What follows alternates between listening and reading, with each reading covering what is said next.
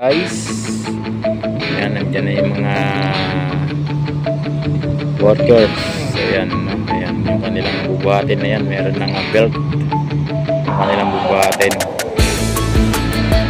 So malayo kasi yan dito sa lugar natin guys, kaya hindi tayo masyadong makadikit doon sa kanila. Bawal pumasok po dyan, no? Nataon lang na dito rin sa area natin magkatabi lang yung kanilang stock.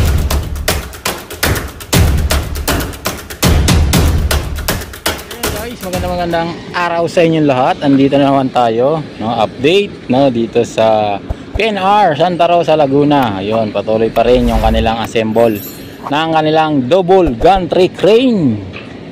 So, yan, napakabilis ng kanilang trabaho dito. So, dito yung kanilang SOG talagang hinahataw nila, guys.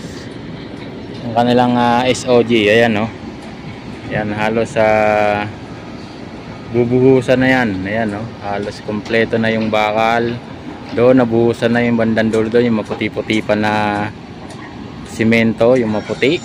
Ayan, nabuhusan na. So dito na lang banda rito guys, so, may harapan natin.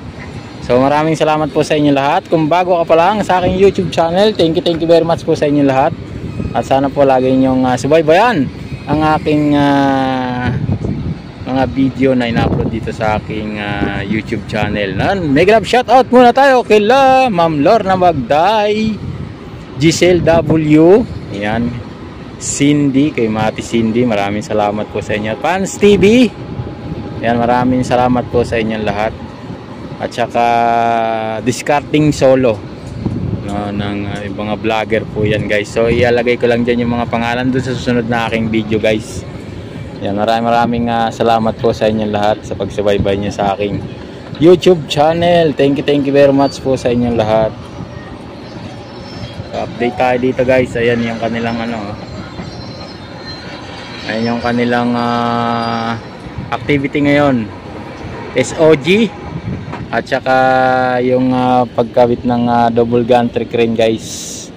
Yan lang, hindi natin alam kung ano yung bubuhatin doon sa banda doon, no, ng ating dalawang boom truck na yan na nakaabang hanggang doon sa dulo. So yan, may mga workers pa rin dyan na nagtatrabaho guys hanggang doon sa dulo. Yan, hanggang doon po yan sa dulo, hanggang doon sa expressway.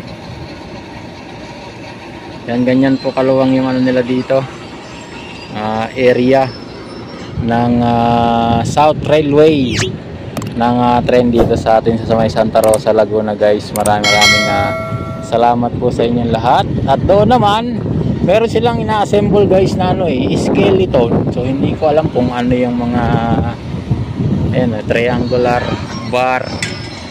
Ayan guys, ayan yan yung mga ina-assemble nila. So hanggang doon niya sa may dulo. Ganun sa dulo yung kanilang area.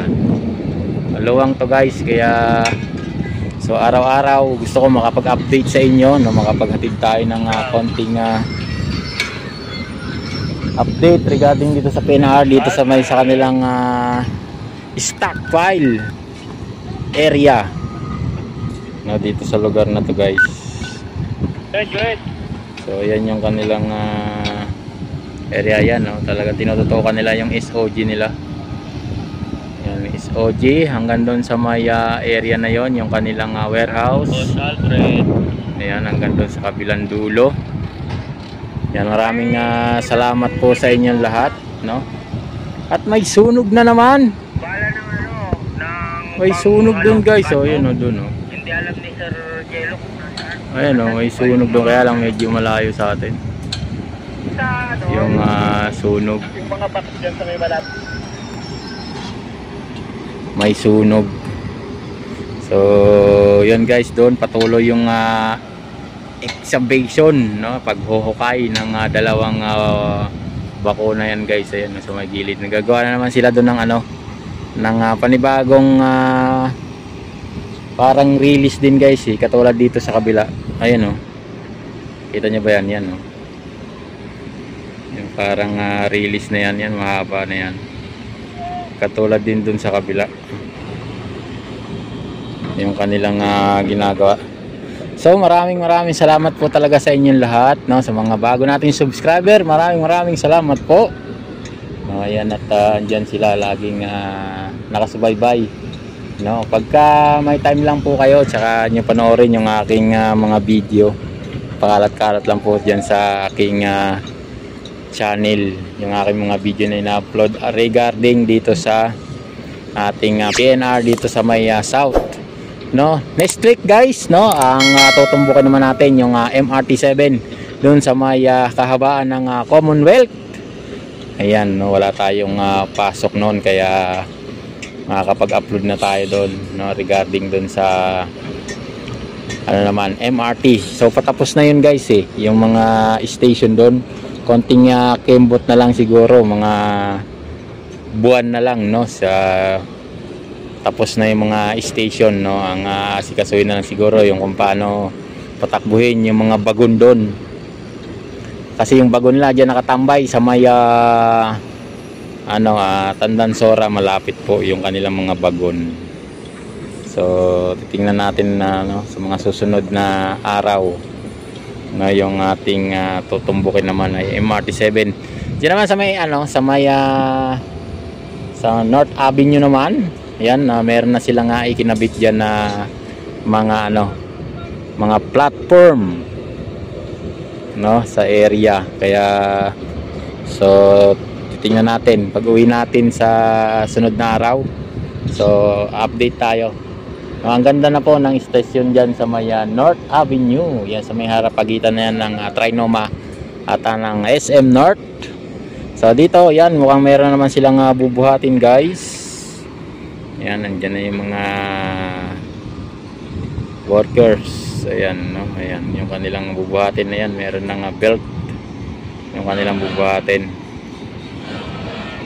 So malayo kasi yan dito sa lugar natin guys, kaya hindi tayo masyadong makadikit doon sa kanila, at bawal pumasok po dyan, no. Nataon lang na dito rin sa area natin magkatabi lang yung kanilang stockpile area, no, dito lang sa may harap din namin na project na ginagawa namin. Bakod lang po yung pagitan na yan, yung bakod. Yan, yung bakod na yan guys, hanggang doon. Yan, bakod lang po yung pagitan. Kaya tanaw na tanaw namin yung kanilang activity dito. Gabi man o araw, meron silang activity dito guys. Yan, hanggang doon yan sa may dulo na yun. Yan, hanggang doon sa may highway. Nakita nyo ba yung highway din guys? Ayan, zoom na natin konti. Yan yung mga sasakyan na may mga dumadaan sasakyan doon guys. Yan. Ayan. Doon pa yung kanilang area. So hanggang dito yan. Ayan. So ayan yung kanilang area. Kung saan ano yung bubuhatin nila. Yung palaki na ng palaki yung sunog doon guys. Ayun o. Zoom lang natin konti. Ayun o. Palaki na ng palaki. Kanina maliit lang yan, pero ngayon palaki na ng palaki yung kanilang yung sunog doon. So ayan, gaano karami yung tao na inaayos yung kanilang SOG. Ayan yung SOG nila guys. Ayan, ang daming madlang people na nagumagawa. So hanggang doon yan. Ayan.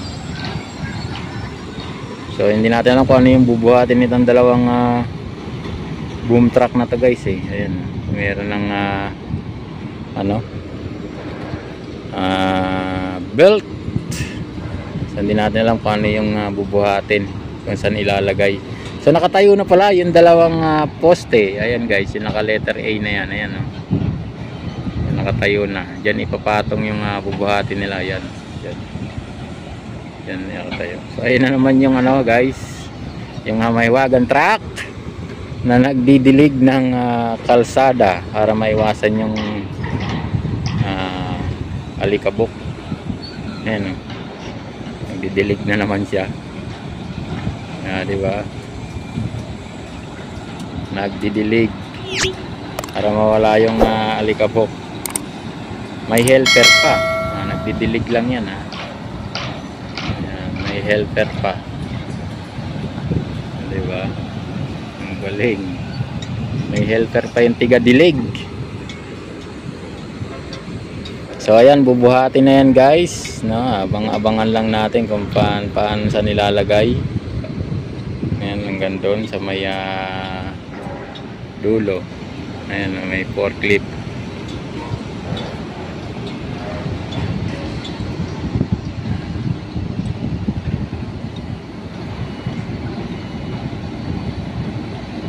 So maraming salamat po sa inyong lahat. No, ako po ay magpapaalam na. Bye bye.